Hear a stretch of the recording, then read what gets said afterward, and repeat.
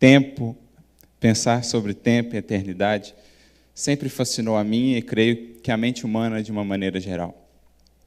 Pensar sobre a eternidade, sobre algo que transcende o domínio do tempo, sobre algo que não está sujeito à influência do tempo, algo que não tem início ou algo que não tem final, sempre foi um grande desafio para nós, criaturas limitadas. Por mais que queiramos, em nossa limitação, ainda não conseguimos abstrair a tal ponto de imaginar algo que não tenha começo, por exemplo, como Deus. Pensar sobre o tempo também sempre é fascinante. Pensar sobre essa subjetividade do tempo, que varia segundo as circunstâncias, segundo as pessoas. Pensar sobre essa flexibilidade do tempo, que ora parece passar tão devagar, que ora parece passar tão rapidamente. Isso tudo é fascinante para nós. E não por acaso a gente buscou refletir sobre esse tema, que sempre foi um desafio, acreditando sinceramente que essa reflexão sobre os conceitos de tempo e eternidade é fundamental para o desenvolvimento de uma espiritualidade mais intrínseca em nossa vida. Pensar como esses conceitos permeiam a nossa vida, acreditamos ser fundamental para encontrar isso que seja esse senso de eternidade que todos nós buscamos.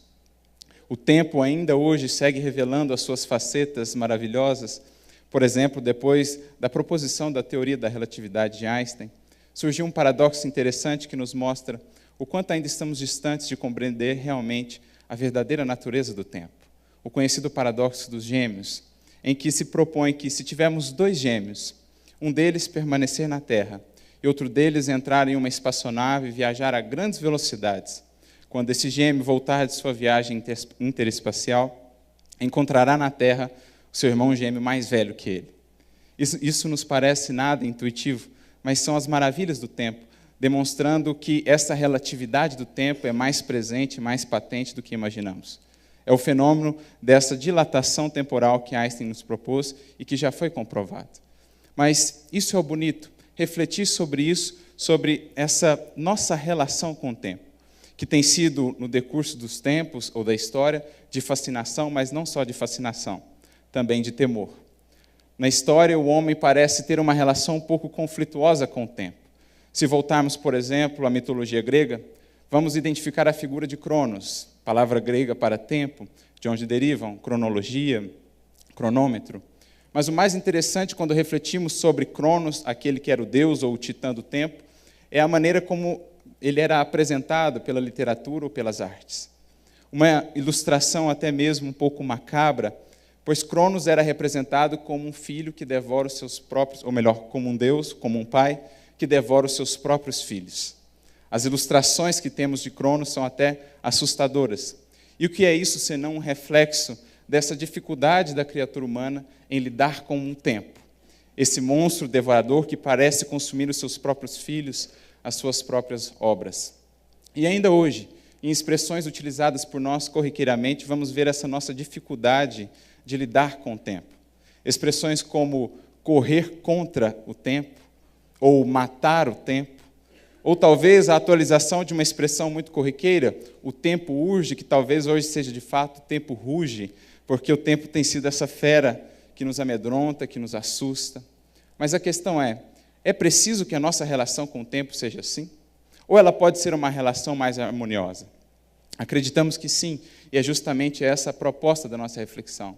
Pensar o porquê dessa relação tão conflituosa com o tempo, e identificar a causa disso e perceber que isso está profundamente relacionado com o desenvolvimento da nossa espiritualidade. E por que, o primeiro ponto aqui a refletirmos é o porquê dessa nossa dificuldade em lidar com o tempo.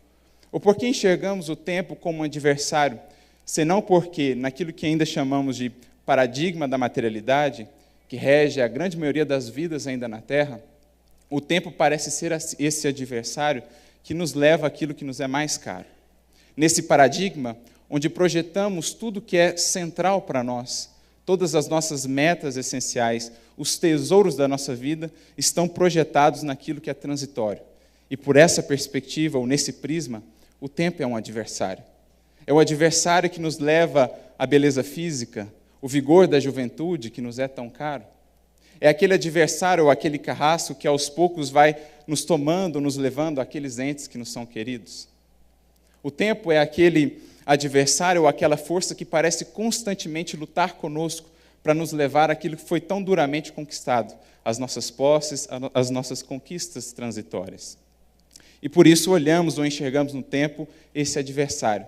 Porque como estamos projetados, ou como a nossa vida, o nosso coração gravitam em torno desses nossos tesouros, os tesouros ainda sob o domínio do tempo, da temporalidade, ele parece estar numa constante luta conosco por nos levar àquilo que nos é caro. E, portanto, pensar sobre o tempo, ou pensar sobre o passar do tempo, passa a ser quase que um sinônimo de aflição em nossas vidas. O tempo é enxergado como esse adversário, e ficamos numa luta inglória tentando conservar o que não pode ser conservado, ou tentando impedir o fluxo natural do rio da vida. Nessa perspectiva, de fato, o tempo parece ser o nosso adversário. Sobretudo quando falamos dessa era moderna, a era líquida, de tamanha sucessão de informações, de acontecimentos, o tempo parece ainda maior, ainda mais assustador, ainda mais devorador. E então, tentando fugir a esse mecanismo, estamos com a vida repleta de velocidade, repleta de ação, mas sem sentido, vazia de sentido. Nossa vida passa a ser essa corrida contra o tempo. Nunca temos tempo, estamos sempre na correria, como é muito comum falarmos. Mas a questão é, precisa ser assim? E vamos percebendo aos poucos que essa impermanência que encontramos fora de nós, na verdade, é um grande convite da vida. Um grande convite da vida a buscarmos novas bases para a construção da nossa harmonia e da nossa felicidade. Um convite da vida à interiorização, buscando, enfim, a permanência.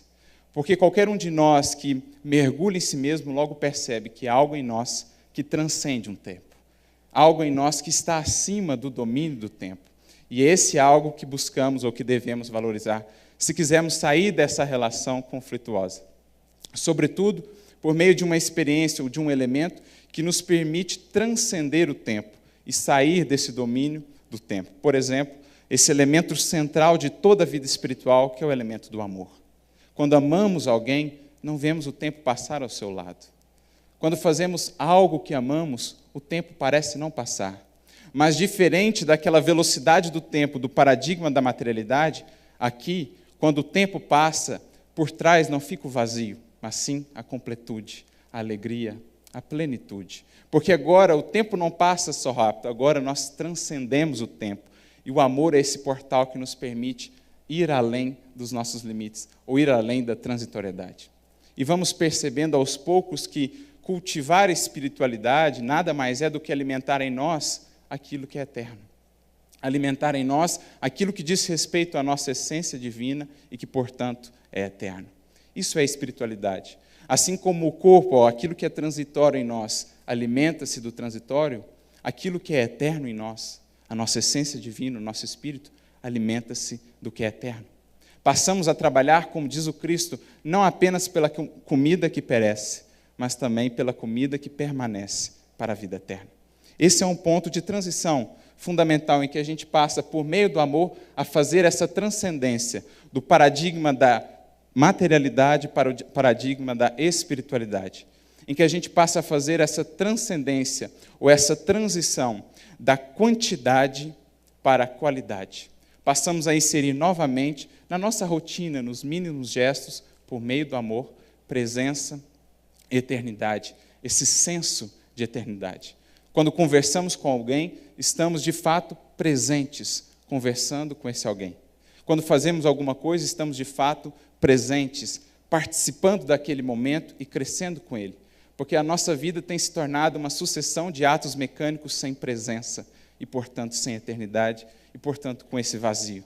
Com o amor ou pelo amor, vamos ressignificando aos poucos a importância de cada momento e vamos, enfim, transitando desse paradigma da materialidade em que o tempo era enxergado como adversário para esse novo paradigma, o da espiritualidade, em que o tempo passa a ser agora o nosso aliado, em que passamos a perceber que o tempo está a nosso favor, se bem soubermos aproveitá-lo. Porque agora as nossas metas centrais, os tesouros da nossa vida não mais repousam sobre aquilo que tem, ou aquilo que está sob o domínio do tempo. Repousam agora sobre aquilo que é eterno.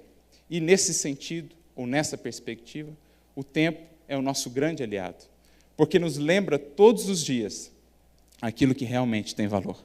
É como se o tempo fosse uma peneira que todos os dias separa para nós o que é palha e o que é trigo, mostrando-nos: isso eu posso atuar sobre, ou sobre isso eu reino, mas sobre isso eu não tenho poder. Isso, de fato, é o que você tem que focar. Isso, de fato, é o que vale a pena lutar. Todo o restante, tudo que é transitório, nada mais é do que ferramentas que recebemos para a construção daquilo que é eterno. Então, nessa perspectiva, o tempo é um aliado, é um companheiro que Deus nos deu para nos lembrar todos os dias a valorizar, a focar naquilo que realmente tem valor. Relações, afetos, conhecimento, sabedoria, tudo isso não está sob o domínio do tempo, só pode ser pelo tempo aperfeiçoado. Essa é outra perspectiva quando enxergamos esse tempo como aliado. Aquilo que realmente tem valor na vida não pode ser pelo tempo destruído, deteriorado, apenas aperfeiçoado. E nesse sentido, ele é um grande aliado. Não por acaso, na tradição rabínica, por exemplo, na tradição bíblica, a espiritualidade era representada, teve como símbolo o vinho, porque os sábios olhavam ao seu redor e tudo que eles conheciam praticamente estava sujeito ao domínio do tempo, ou à ação do tempo. Tudo era pelo tempo deteriorado, com exceção de um elemento, o vinho, que com o tempo só era aperfeiçoado. Quanto mais velho o vinho, mais saboroso. Quanto mais velho o vinho, mais valoroso. Não por acaso também encontramos em O Prolegômenos do Livro dos Espíritos o desenho, a pedido dos Espíritos, de uma videira. Pois é esse o símbolo, o tempo, com relação àquilo que é eterno, aquilo que realmente tem valor, ele só pode aperfeiçoar, ele só pode transformar para melhor. E nesse sentido, o tempo é o grande palco da vida, o campo da vida, que nos ajuda a construir aquilo que haveremos de colher para a eternidade. Paz, alegria, esperança, felicidade. O tempo é o nosso companheiro. E vamos aos poucos compreendendo que está em nossas mãos definir como é essa nossa relação com o tempo. A nossa relação com o tempo é, na verdade, uma medida da nossa espiritualidade. Se é uma relação ainda conflituosa, é porque ainda estamos mais no paradigma da materialidade. Mas se já temos nos harmonizado com o tempo, alcançando essa serenidade, enxergado no tempo, esse amigo, esse companheiro que nos ajuda na construção da eternidade, estamos, de fato, adentrando os pórticos da espiritualidade, de uma espiritualidade mais profunda e mais intrínseca. Vamos desenvolvendo aos poucos aquele senso de eternidade, de estarmos sempre presentes, conscientes da nossa eternidade, apesar de vivendo essa experiência transitória. Como aquela história em que se conta que um discípulo aproximou-se de seu mestre, um grande sábio, que cuidava do seu jardim, ele adorava fazer isso. O discípulo então volta-se ao seu mestre e diz: mestre, o que você faria se soubesse agora que vai morrer amanhã? Então o mestre, com uma profunda serenidade, volta-se ao discípulo e diz: nada, eu simplesmente continuaria aqui cuidando do meu jardim. Esse é aquele que já harmonizou-se com o tempo, com o seu senso de eternidade. Sabe que já traz em si toda a sua fonte da felicidade e que está pronto para o chamado da vida em qualquer instante e em qualquer circunstância. E esse é o objetivo da nossa reflexão, buscarmos esse patamar de harmonia com o tempo, despertando em nós esse senso de eternidade. E por isso concluo a nossa reflexão com a fala de um grande escritor, que admiro muito, Guimarães Rosa, um espiritualista nato, que colocava nas suas obras de maneira sutil essas reflexões tão profundas. Em uma carta ao seu amigo Antônio Azeredo da Silveira, certa vez, ele dizia: ando com fome de coisas sólidas e com ânsia de viver apenas o essencial. Pessoalmente, penso que chega um momento na vida da gente em que o único dever seja lutar ferozmente por inserir no tempo de cada dia o máximo de eternidade. Inserir no tempo de cada dia o máximo de eternidade. E a grande pergunta que fica para todos nós é: esse tempo, para nós, já chegou? Muito obrigado a todos.